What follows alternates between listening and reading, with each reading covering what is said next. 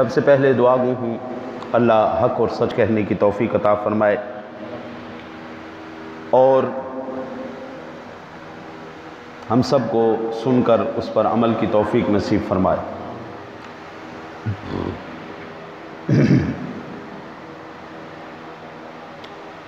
رمضان مبارک کے روزوں کے بعد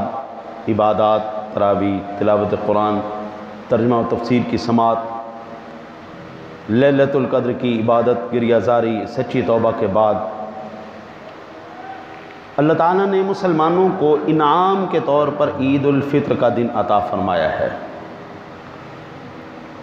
ہمارے لیے اس میں خوشی اور مسرت کا اظہار مشروع کیا گیا ہے تاکہ دلی خوشی کے ساتھ ساتھ نعمت الہی اور اس کے فضل اور کرم پر شکر بھی ہو جائے۔ اللہ وحدہ لا شریک نے اپنے پاک کلام کے اندر فرمایا قد افلح من تزکا وذکر اسم ربہ فصلی، یقیناً مراد کو پہنچا جو ستھرا ہوا، اپنے رب تعالیٰ کا نام لے کر اور نماز ادا کی۔ اس دن کے یہ میرے آقا نبی اکرم صلی اللہ علیہ وسلم کی جو سنت مبارکہ ہے، سیدنا بریدہ رضی اللہ تعالی عنہ نے روایت کیا کان نبی صلی اللہ علیہ وسلم لا یخرج یوم الفطر حتی یطعم ولا یطعم یوم الاضحی حتی یصلی۔ عید الفطر کے دن جب تک حضور نبی اکرم صلی اللہ علیہ وآلہ وسلم کچھ کھا نہ لیتے، عیدگاہ کو تشریف نہ لے جاتے، اور عید الاضحیٰ کے دن